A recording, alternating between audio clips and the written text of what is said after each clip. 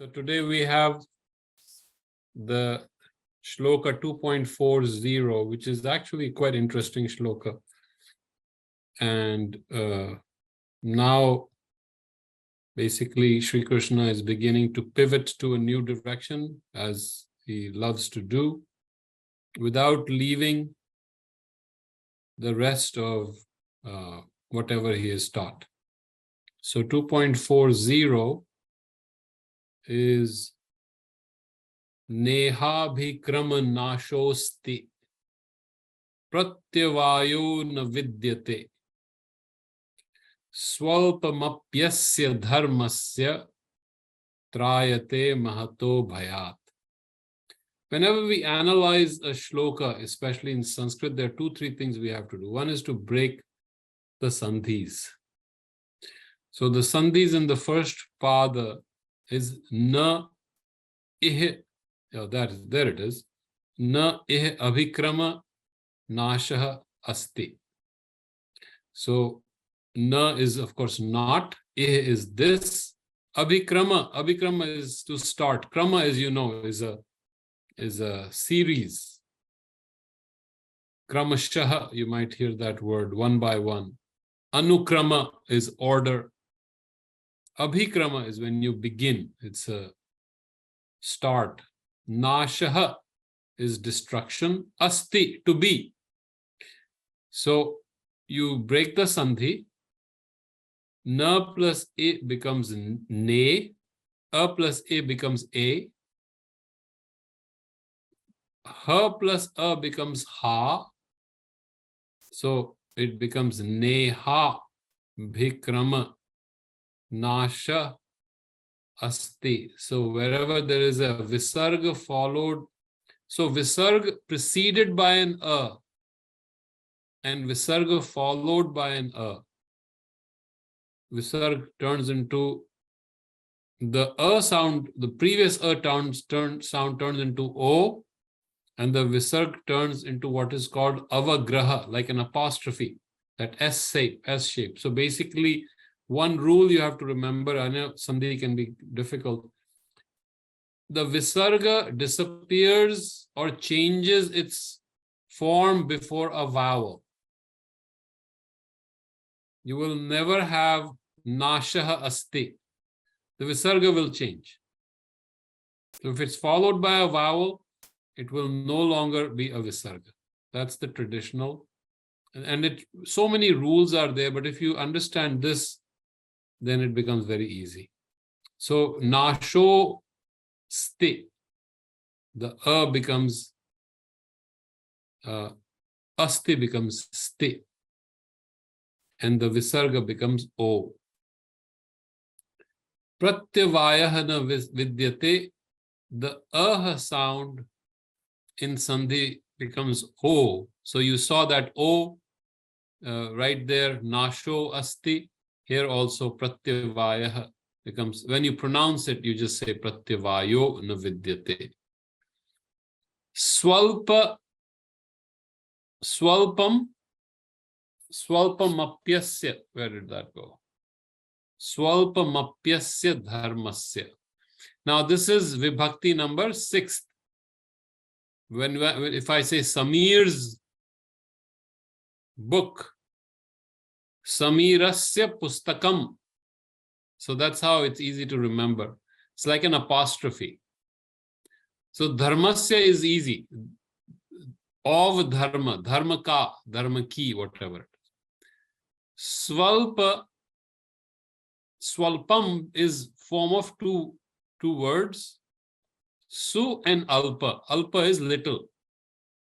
So su and u plus a becomes va. Swalpam.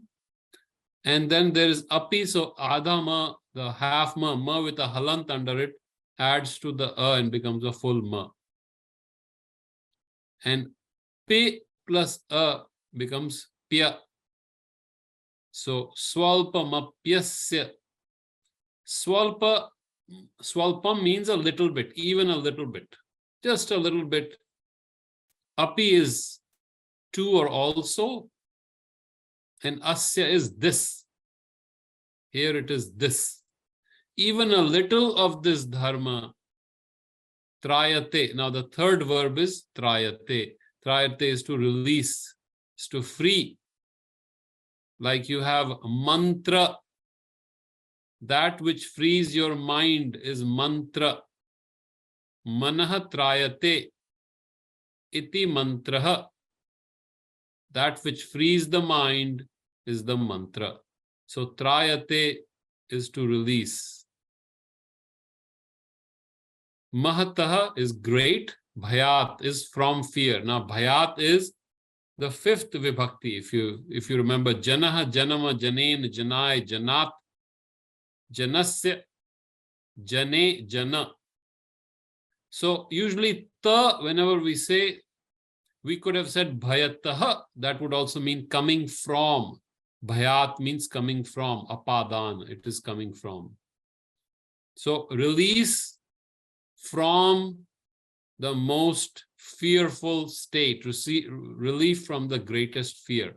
Now, if you notice, first we break the sandhi, which is the padacheda.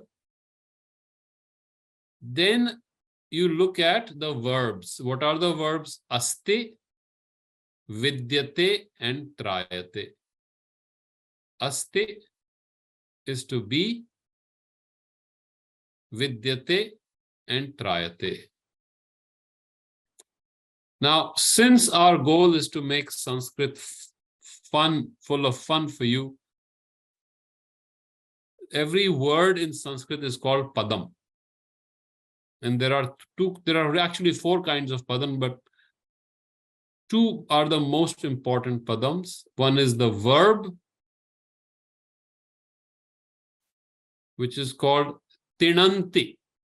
Tinanti is the word used by Panini, tinanti. And we will look at those patterns. And the other one is subanti. And that is the pratyaya, the ending before a dhatu. So if I say tra or tri, that will change. Tri is to just be released. But now you add other gunas to it, other vriddhi to it, and it becomes trayate. So that root sound, you add things to it. Now, how do you add things to it? There are patterns. Sanskrit is a language of patterns. And I sent a little teaser earlier today to irritate you, to annoy you, and hopefully to get you interested. If you start seeing these patterns, then Sanskrit becomes very easy. And if you remember the fractals, in art, computers, one thing will keep repeating itself. What are those numbers, Swamiji? 1, 3, 8, those numbers that repeat, I forget those, in nature, or certain holograms. You know what a hologram is? A small thing contains the whole universe, like we are the hologram of the whole universe. So these patterns, they repeat themselves, and we will come to that, but you will see the patterns repeating. And if you just remember 2 or 3 patterns, then you can just do minor variations, and those patterns will keep happening. That is why Sanskrit is maybe called a recursive language. Recursive, it keeps coming. Those sounds will keep coming. Those patterns will. Fibonacci, thank you. Thank you, Jitenji. Fibonacci, and there was an Indian genius who had found it even before Fibonacci. I think, Meru Parvat or something like that it's called. Yeah, someone, but you can correct me. Yeah, you can give me the name. So, okay. So, first thing is to break the sandhi to understand a shloka. Second is to identify the verbs. The verbs will, the relation to the verbs, the kakara, these are the relations. Remember, karta, karam, karan, karta ne karam ko karan se, sampradan ko ke liye apadan se, sambandh, and adhikaran. These are the relationship to the activity. These are called the kakara. Sambandh is actually not really a kakara, because sambandh is to just own or hold. But the rest 6 are kakaras. So actually, Dr. Subhash Kak has written on this. Someone had found the formula of that Fibonacci came earlier, but let's forget Fibonacci. So the repetition. So now, if you can pay attention to these patterns, there are not too many patterns, and if you can internalize them, you will see these patterns come back. And I think a few weeks ago, we talked about Sampadanand Mishra ji's essay on the hierarchical levels in a language. You will see these patterns come back. That's the genius of the Sanskrit language. So if I may take a detour and quickly talk about those patterns, so that Sanskrit becomes fun for you. It is no longer a scary language. It is not a scary language. Let's go, Swamiji, can you give me that lat lakar of that you had shown us of, and take lat lakar of say bhu or whatever, gach, gama. You can do the lat lakar of gama. Sanskrit Abhyasa. Lat lakara is always present. It is called present indicative, like gachami, right? I'm going. Or gachasi, you are going. Gachati, he is going. No. Lat lakara, sir. Lat lakara, not. We'll find. Yeah. So, and then if you remember, so I'm going to go over one of the patterns. This is the pattern. Gachami, gachasi, gachati. Gachavaha, gachatha, gachatah. Gachamaha, gachatha, gachanti. Pankaj ji has given something there. I've shared a link somewhere. You can open that. Yeah. So, and I sent that pattern early. There it is. Okay. Now, remember this pattern. Gachami, gachasi, gachati. Gachavaha, gachatah, gachatah. Gachamaha, gachatha, gachanti. If you just remember this pattern, this is called kartari prayoga. Kartari means someone is actively doing. Gachami, I go. Gachasi, you go. Gachati, he goes, he or she goes. Okay. Now there is something called Atmane Pada, where I do it for myself, where what I do, like the root labha. Labha is to obtain. You might have seen labha. Now look at, they have given the karmani just right underneath. Don't do anything, don't change anything, don't change. Right there. Kartari prayoga parasmay pada. Parasmay pada is when I'm doing something for someone else. Atmane pada is when I do it for myself. So labhati, if I obtain, it is for me. Right? Deepa, to shine. Usually it's for me. This is a subtle difference, and this Atmane Pada becomes important later for other kinds of verbs. But look at the pattern now. Little bit variation. So if you go back to Karmani Prayog, now Karmani is, Kartari is when I am doing, Karmani is when something is being done. So I have two ways of saying something. I see this pen. I see the pen. Right? Pashyami. So this is what? Kalam or lekhani. Lekhanim pashyami. I see the pen. But we can change it to the pen is being seen by me. Passive. I'm not doing it. The pen is being seen. I see the pen is being seen. And this will come again and again. And I'm just touching it today. Today, we're just going to look at this pattern of Kartari Prayog Parasmay Pada. Just understanding the terms. And now if you start enjoying this, just these 9, There are more than 200 situations where this will come. Don't go crazy. Don't try to memorize them. Just remember this pattern will come in some way or the other. It will keep coming. A little bit variation, but this will keep coming. Some people say this Atmanepada has a different pattern. It is slightly different. There are some variations and we will touch base. But at this moment, I think we should just memorize the 9 different forms of Gama in Kartari Prayog and understand what Karmani Prayog is without making it too technical. So I see the pen is seen by me.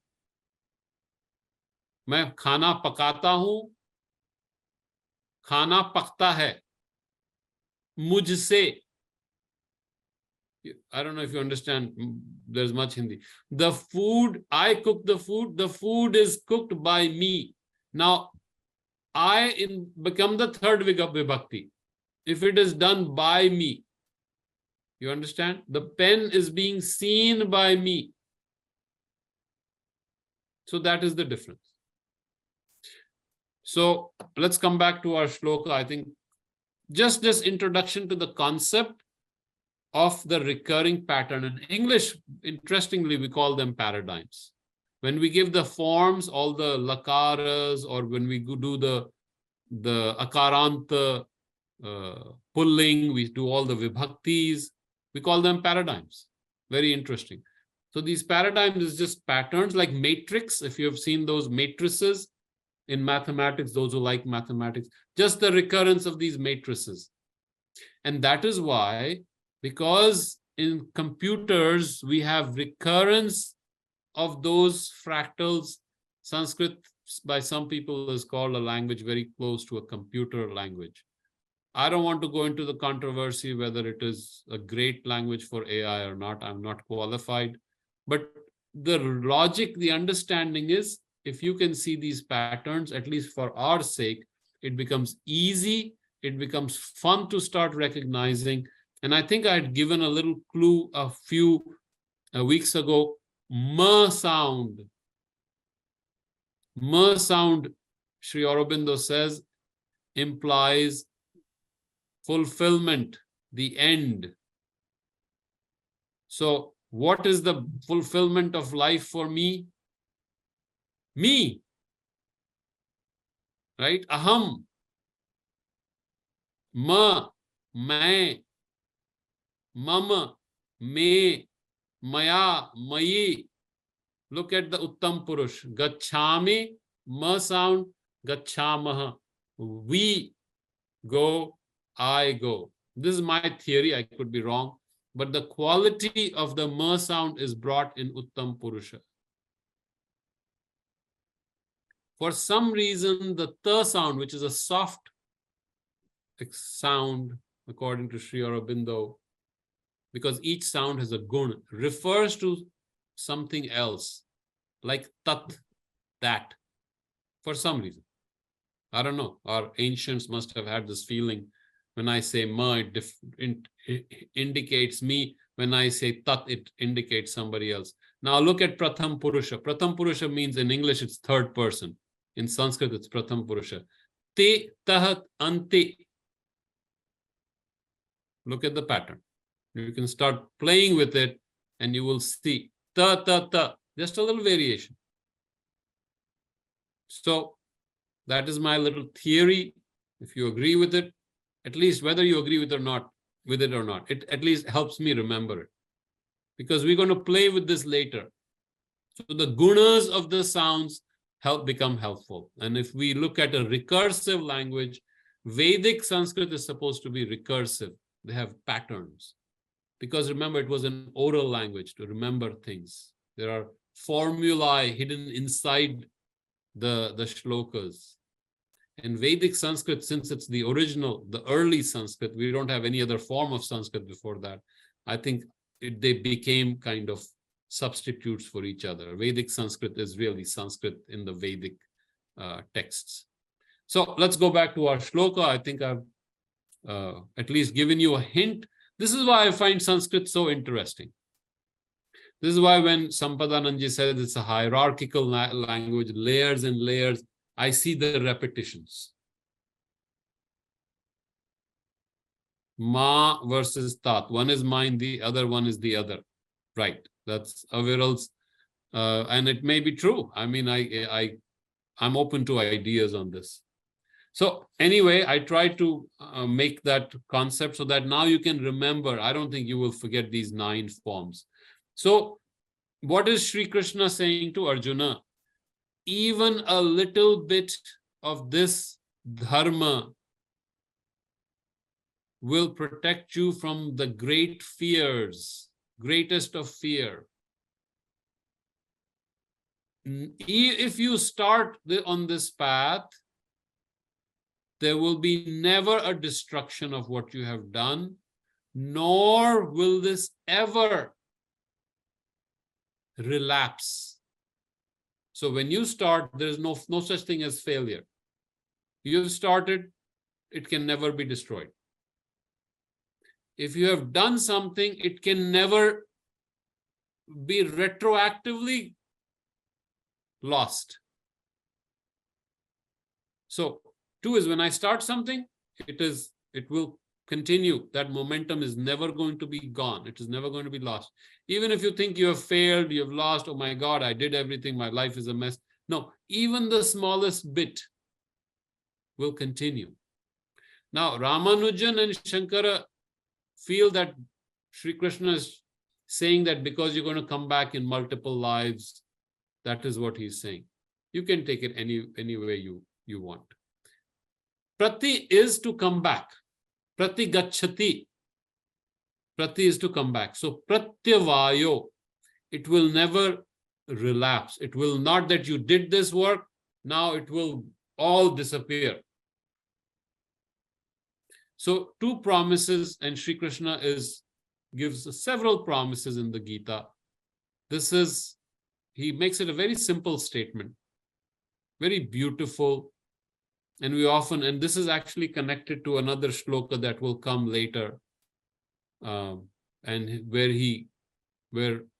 he assures Arjuna, do not grieve, I will take care of you. Ma shucha. And that is, and he tells him, do not focus on the results, focus on just your work, because whatever you do will never be destroyed. Nor after you have accomplished something, will that accomplishment disappear or will suffer a relapse. So a very beautiful shloka. Whatever little we do, even if it is a molecule, it has a value. The slightest effort, people say, oh my God, I couldn't achieve. The slightest effort. You do not know in the universe what that value is. The slightest aspiration, the slightest little step, the slightest meditation, the slightest surrender, that has tremendous value. Look at Sri Aurobindo's interpretation. Thank you. This is beautiful. You make my job so much easier. On this path, no effort is lost. No obstacle prevails. Even a little of this dharma delivers one. I can't read that. What is it? From great fear. What is it? From the great fear. So I think that kind of summarizes, gives us. He's taking pratyavaya as obstacle, or he's also meaning the same thing, but just kind of writing it. So I don't argue with Sri Aurobindo. If Sri Aurobindo says something, I just take it. Okay. My understanding of pratyavaya, and mine is coming from Satyavrat Siddhanta Lankar. He explained it in terms of even the yajna that people do. When you start, there are 2 kinds of vignas. Once you start, you just can't seem to be starting it. And when you start, once you have done it, it is lost. The effort is lost. But I would, but Sri Aurobindo also cautioned us against using his interpretations as transcriptions, as exact interpretations. He said it very clearly, do not use essays on the Gita as a direct interpretation. Okay. So using that, I'm let's see what Bhakti Vedant Swami Prabhupada says. Pratyavaya, he says, is hras. Hras is loss. So I'm defer to Sri Aurobindo. But I think there are, in Sanskrit, the best part is there are multiple meanings to a that's word. what I was thinking. You can look at it, understand and feel it. Yes, yes. It's experience of of- maybe somebody who's doing it's their experience of that thing Yes. that they're saying, right? So Yeah. So in fact, even Sri Aurobindo is saying something very interesting. No effort is lost. So you have started something, it has never be lost, and it will never be obstructed. It will never be blocked. Pratyavayo, the way at least the Hindi word-to-word translations say ras, or loss or destruction. But that's fine. I'm open to different interpretation. That's the fun of interpretation. So you want to play the sound? yeah, I'll try now. If it comes audio, let me know. Otherwise, I think I'll reshare. It came? No? Yeah, it came. विक्रमनाशोऽस्ति प्रत्यवायो न विद्यते स्वल्पमप्यस्य धर्मस्य त्रायते महतो भयात्. So when you listen to him, listen to his emphasis, neha vikrama nashoste pratyavayo na vidyate. Now, let's look at one pattern. We said gachami, gachasi, gachati. Why is it not vidyate and why is it vidyate? That's one thing you want to look at. Swalpamapyasya dharmasya. Again, trayate. Why is it not trayate? Mahato bhayat. So, it is not the kartari prayoga. It is not an active that someone is doing it. So it becomes vidyate. It is karmani. And there the variation. Vidyate. It is not vidyati. Vidyate. And we will, when we do the karmani, you might have seen that pattern. Vidyate, trayate. Just a little variation on the te will happen. And we will come to that pattern. There are two things that happen. One is the passive voice, when something is done passively, or atmane pada, when I do something and it helps me, like labhate. So samiraha jnanam labhate. Samira obtains knowledge. So he's obtaining it for whom? For himself. So we will use labhate. But that's a variation. But remember that te will keep playing with it. Now, when we make it past, then something else will be added. When we make it future, then something else will be added. But that pattern, the recursive pattern, will continue. That is the brilliance of Sanskrit. And then when we bring the power, the knowledge of each sound having its own significance, then suddenly it becomes a very potent understanding. So that is the genius of Sanskrit, and you will see that again and again in the Gita, and you will notice how the poet Veda Vyasa brings that beautifully again and again. And we talked about, I think, Yuj and Yudha and Yaj and Yuha, I think a couple of shlokas ago, how they play with this Yukta sound and Yajna and Yoga that will keep, and Yuddha, and these things, these patterns will keep coming back and forth again and again. And it's a masterly play with the root sounds. So I think I'm done. If you have any questions or someone wants to do a part or someone wants to have fun with it, and then I will talk about my theory of how we should learn Sanskrit in this manner. Makaranji, you have raised your finger. Namaste, sir. I Namaste. was wanting to jump in for a moment on the Pratyavaya because I think it's very fascinating what Sri Aurobindo does. He says obstacle, but if you look at the tradition going back to Shankara, Ramanuja, I think they mean by Pratyavaya, it means contrary results. Pratya is contrary, Vaya is result. And the reason that I'm bringing it up is I think what Lord Krishna is saying is that, in fact, in Shankara, the example that is given is medicine. So if you give a wrong medicine, you can have a really bad outcome, you know?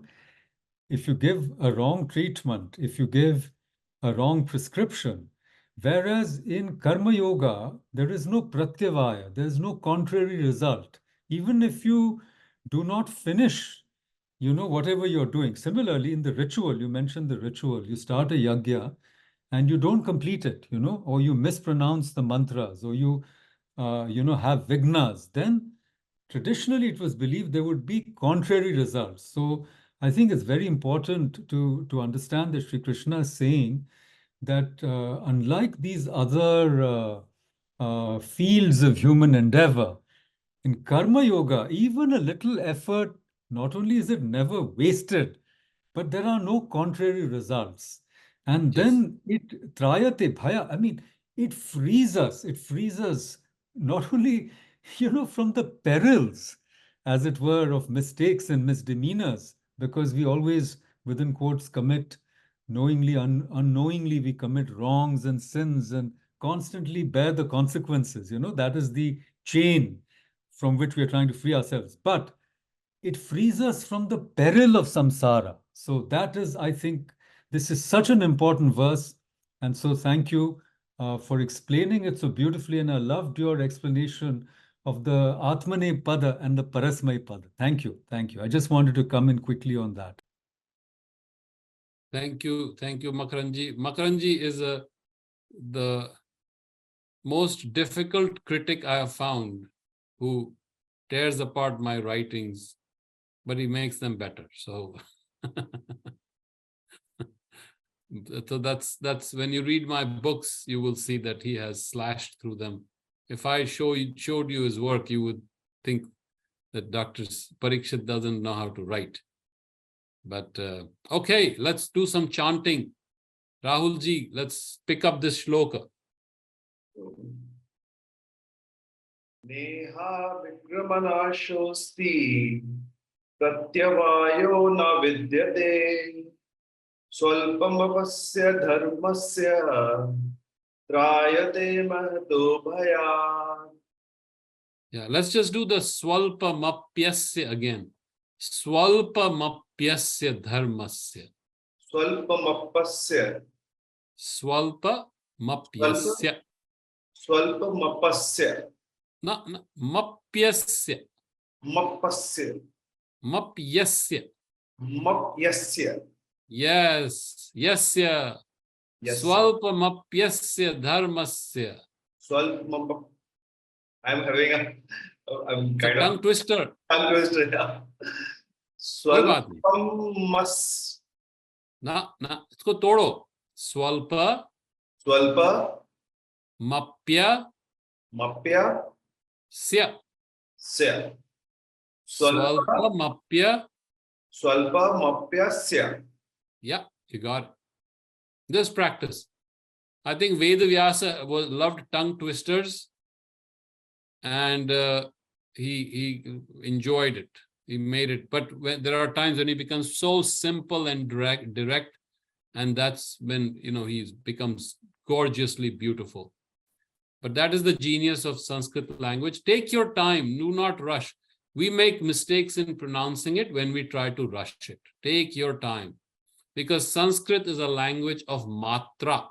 Unlike English, English is not a language of matra, although Sri Aurobindo brought that also later in his poetry. He says there you can use that in English also. But Sanskrit is a language of matra. So you give time. You have all the time in the world. Swalpamapyasya dharmasya trayate mahato bhayat. the genius of the Sanskrit language is if you just pronounce it correctly.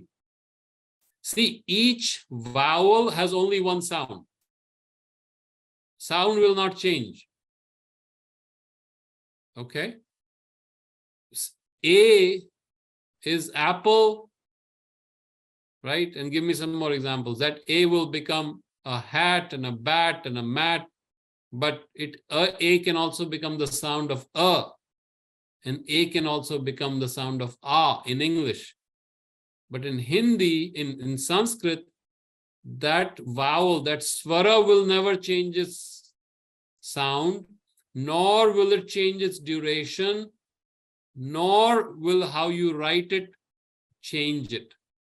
And even when you do the sandhi, sandhi is supposed to exactly represent what sound will come. So take your time, and if you pronounce it correctly, the music is inherent in the shloka. This music will come. Even if I don't know how to chant, which I don't. Neha bhikrama nashosti pratyavayo na vidyate swalpamapyasya dharmasya trayate mahato bhayat. The sound, the music is inherent. That is the beauty of Sanskrit. All I have to do is learn how to pronounce it and take my time. Don't rush it. In English, we swallow. Strawberries. Strawberry will become strawberries. You know, we speak, and that's especially the British English. But Sanskrit, take your time. Can I do it Time is the value of the swara. Sorry, go ahead. I'll try to do this time a little slower. Yes. Neha bhikramanashosti pratyavayo na vidyate swalpamapasya dharmasya trayate mahato bhaya. Yeah, so remember this mapyasya. You keep mapyasya. Mapyasya. The pa is only half. Swalpa mapyasya. It's very good for you. Actually, if you keep doing it, it'll open up your voice box. It's such a beautiful exercise. Swalpa mapyasya. And just keep practicing it. It'll become natural. We will come across more tough, difficult ones that I love to pronounce. Naitattvayupapadyate. What was that? The third shloka of the second chapter, I think. If you want to play that, it's just a beautiful tongue twister. Those who love tongue twisters. Klaibyam masma gamaf partha naitattvayupapadyate. Try saying that 5 times quickly. Klaibyam mahasmagamah partha naitatvayupapadyate Kshudram hridaya daurbalyam yatvotishta param tapa. But see, Sanskrit is a sound which is called a euphonious sound. So the way these sandhis happen, yes, that's the way these sandhis happen, the flow is natural. You will not suddenly jump from the lip sound to the throat sound. Like we have 5 different sources, right? The kantha, right? The kantha. So ka, kha, ga, gha, the kavarga, that comes from here, ka. Chavarga, cha, cha, ja, ja, cha, cha, ja, jana.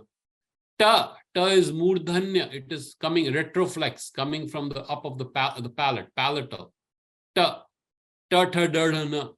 Then ta is just your tongue touching, right? Just a lingual, tongue touching the back of the teeth. Ta, tha, dadhana. Then pa, babama. This is the labial, the lip. So Sanskrit, if you are moving from pa to the throat, it will glide you through the sandhi to that sound. It won't jump and then come back. So like, what was that? The third shloka we just read. Klaibyam masma gamaf partha. So if you go to that, the third shloka of the second one, anyway, I will say Klaibyam masma gamaf partha. So the visarga becomes a sound of fa. The visarga changes its sound. So it doesn't become like gama partha, gamaf partha. So the sandhi, the goal is to make the sound in a beautiful flow. So don't be scared. Now, if you start looking at the flow, that's why Sanskrit is a great joy. Naitatvayyupapadyate. There is no break. It is a beautiful flow. That is why it's called Sanskritam, beautifully created, fully created. Or we go to our previous one, Swalpamapyasya. If you just take your hesitation about that pya, it is a beautiful Swalpamapyasya dharmasya. Look at the rhyme inside. Asya and dharmasya. There's a rhyme inside. That's another genius of the language. So take your time, no rush. Listen to the masters, the Swami Brahmanand, the beautiful, masterly Patha. There are several others. I love Swami Brahmanand because he has that vibratory sound which helps me a lot. But that little boy who sings Pai, he's very good. And there are different schools also of pronunciation. So you want to do it again? You want to do that Swalpamapyasya again? I just want to keep beating you up until you get it right. Swalpamapasya. Are yaar. Swalpa. Swalpa mapasya. Mapya. Mapya. Mapya.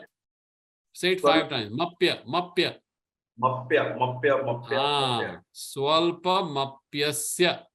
Swalpa mapasya. Mapyasya.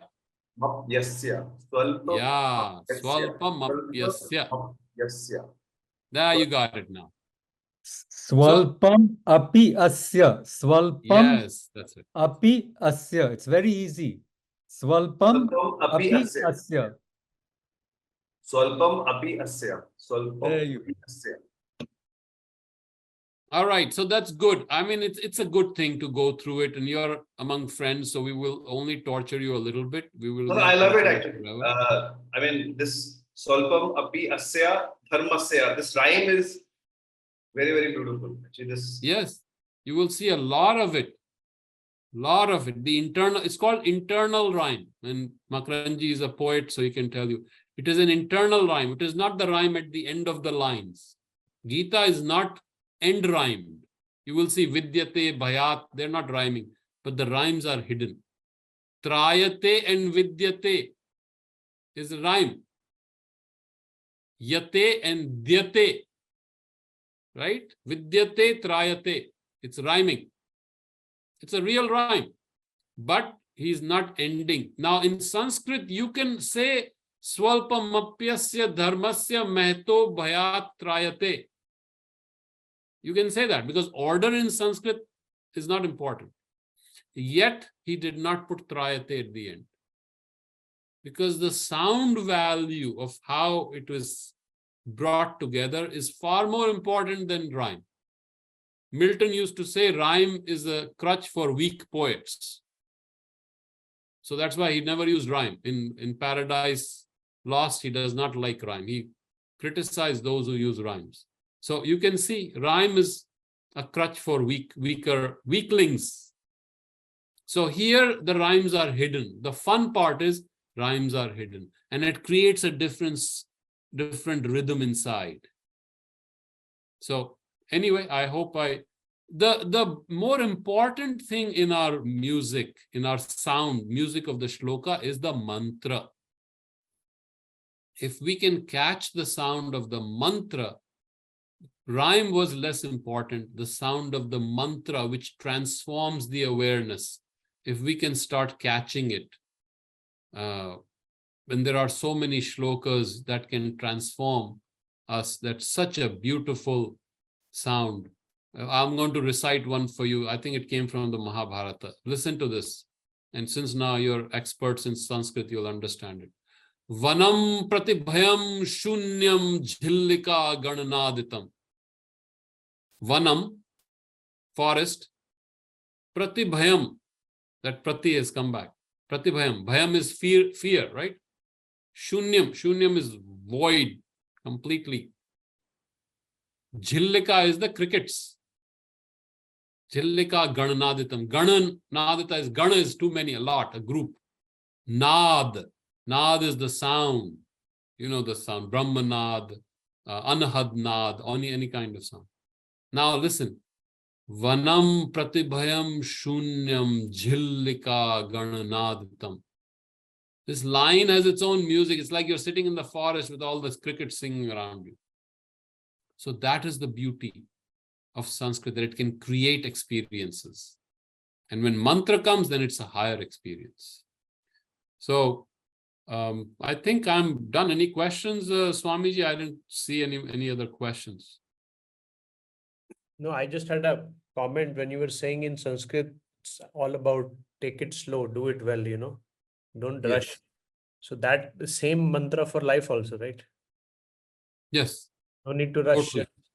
Just go slow and do things well, and they fall in place, they fall in order. Yes, you take your time. Every letter, every akshara, you give it its due time.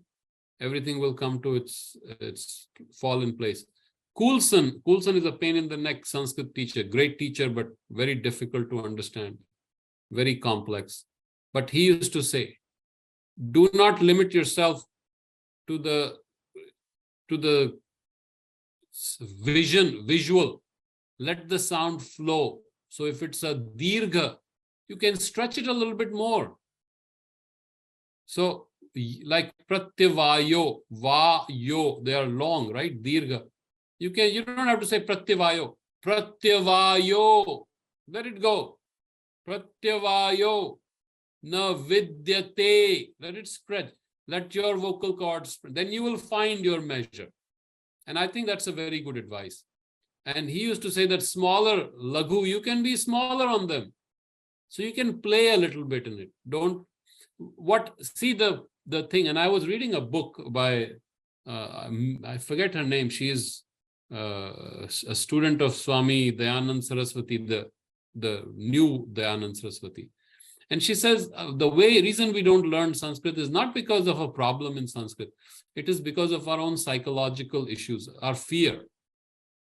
Because we would never opened ourselves to the language. And that is why the Patha helps us open to the language. And then it will become very easy. If you start reciting it, if you start freely saying it, then your fear is gone. Then you can read anytime you want. You can listen to all these great reciters, and you can communicate with Sri Krishna himself. You are talking to Sri Krishna. And who else to absorb directly from?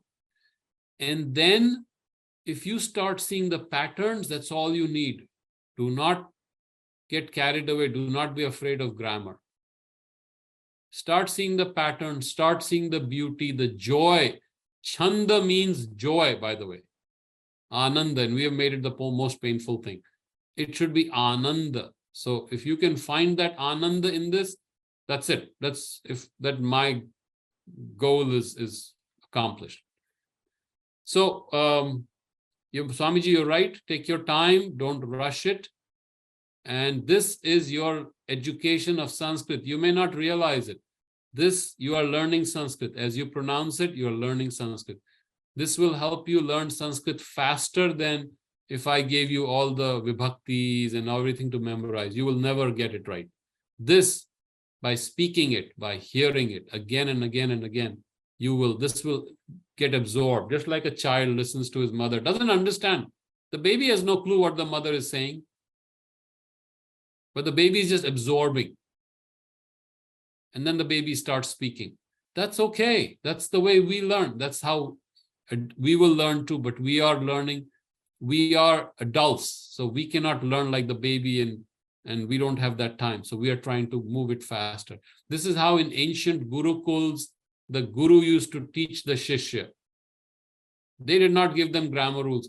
The guru would say a shloka very clearly, and the disciple would repeat after the guru. That's it.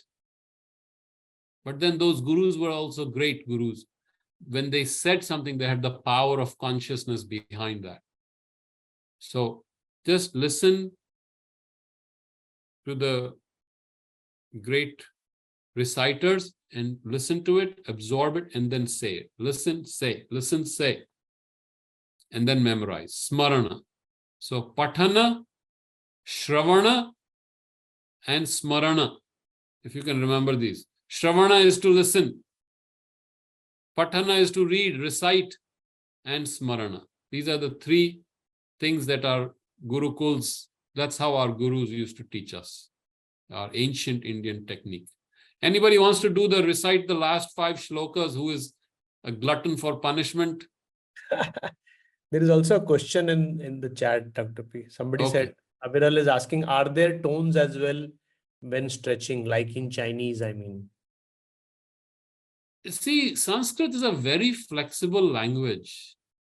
And I have heard so many people chanting. I just got another very beautiful, and I don't know how to send it to you. I have it on old-fashioned, it was on cassettes. Someone, he's gone, he's passed away. Beautiful chanting and beautiful sound. But his way of chanting is totally different. And so technically, I think Brahmanandji is the best, technically. That's just my humble opinion. But what's the big deal? The others chanted differently, and that's okay. If you listen to this, just right above this shloka, play that, Swamiji, and you will see the difference. Right here. No. No, go back. Right here on this. Oh, there's a, yeah. प्रत्यवायो न विद्यते स्वल्पमप्यस्य धर्मस्य त्रायते महतो भयात्. Pankaj is shaking his head. So, see, I mean, some people would love this way of chanting.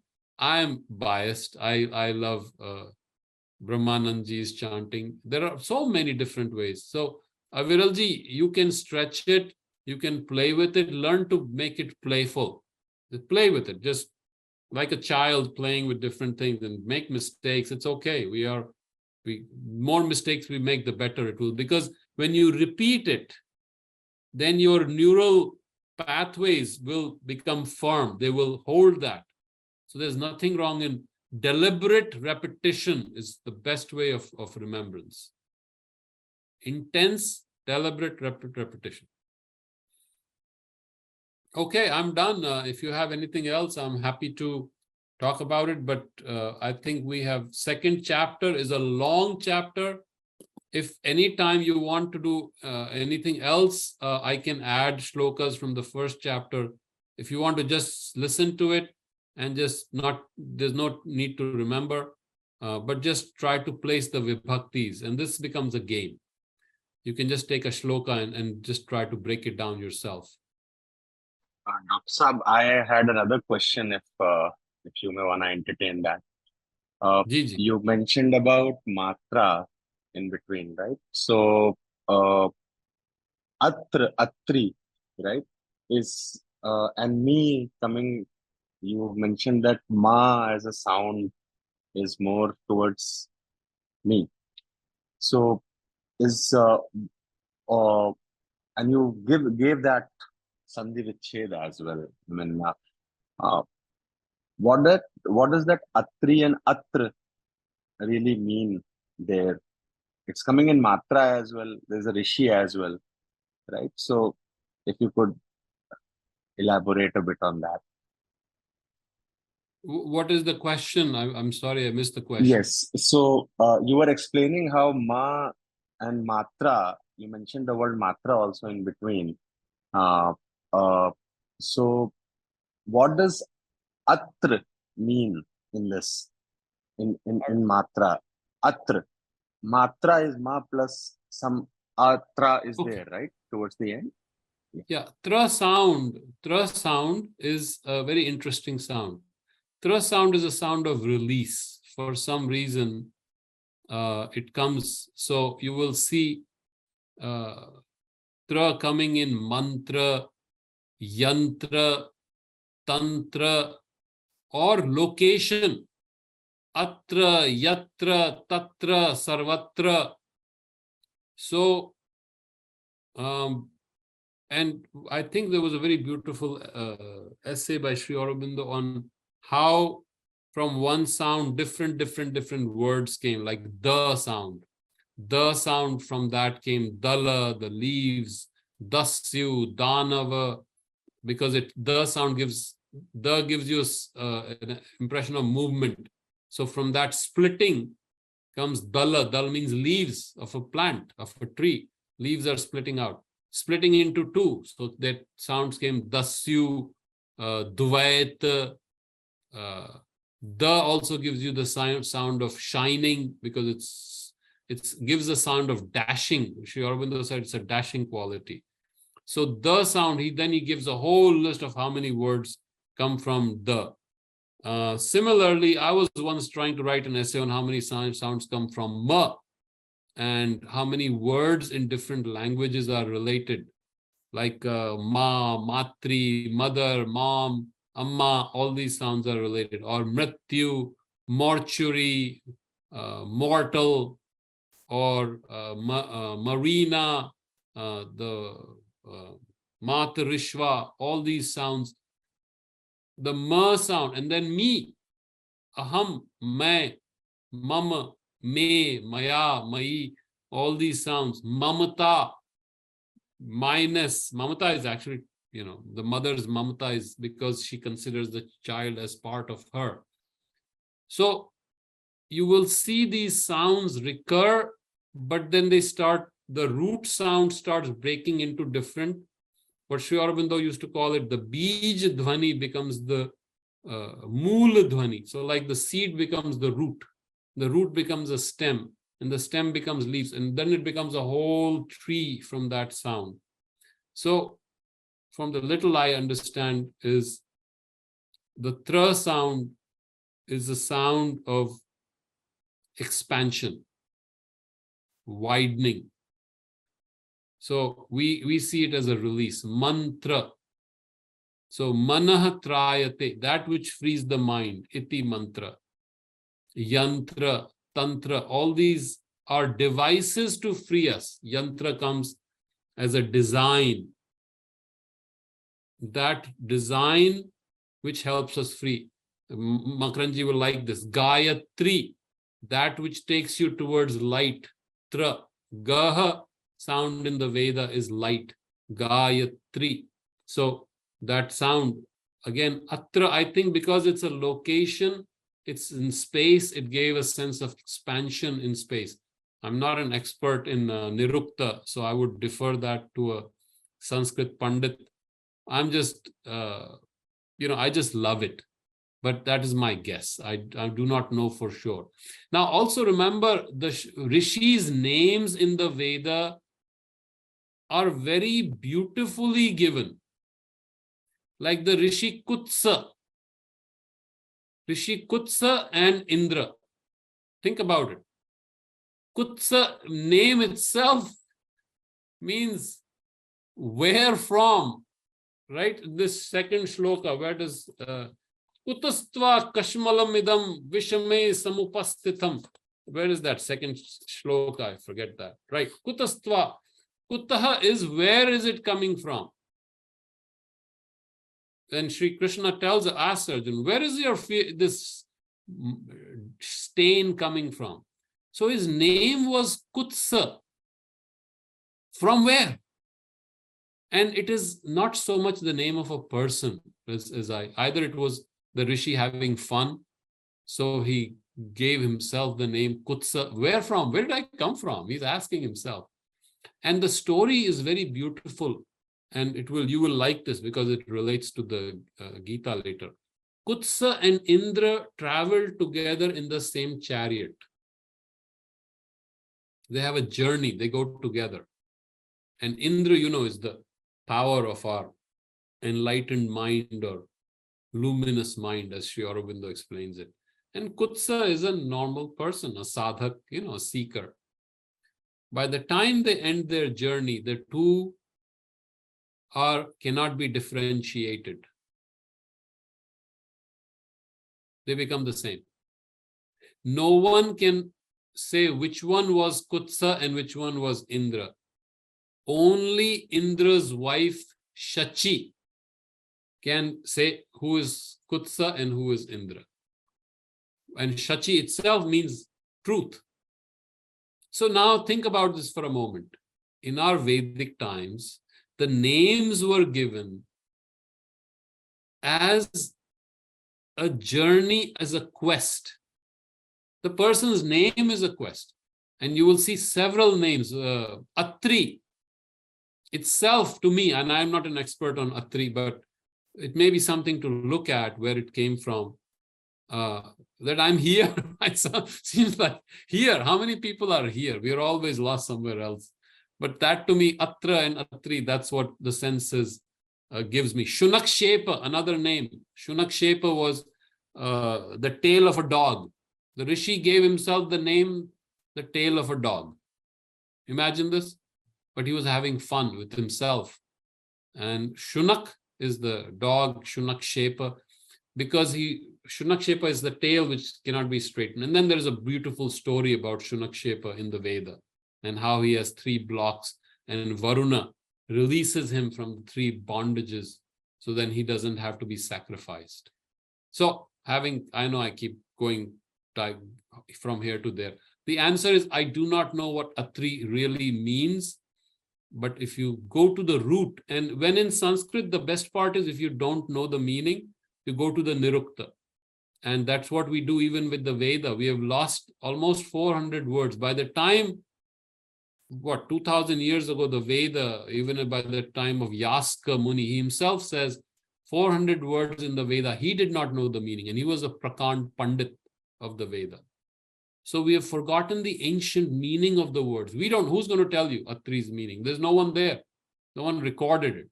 So all we can do is go back to the Nirukta, the root, and go to the feel of the word, how it is, with what reference it is in the Veda. And then, of course, you can try to get a sense of it. That's how the Veda has been interpreted, understood.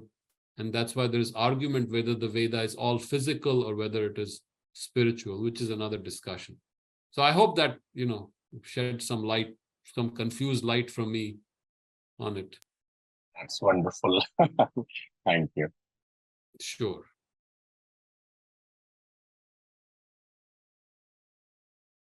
So, Swamiji, we are done? We are done. All right. So I hope Sanskrit becomes fun. The goal is to make it fun. Don't make it a painful process. The more fun you have, the more you start seeing the patterns. And think of it like holograms, fractals, as we call in modern physics. All right. Pranam, everybody. Namaste. Pranam.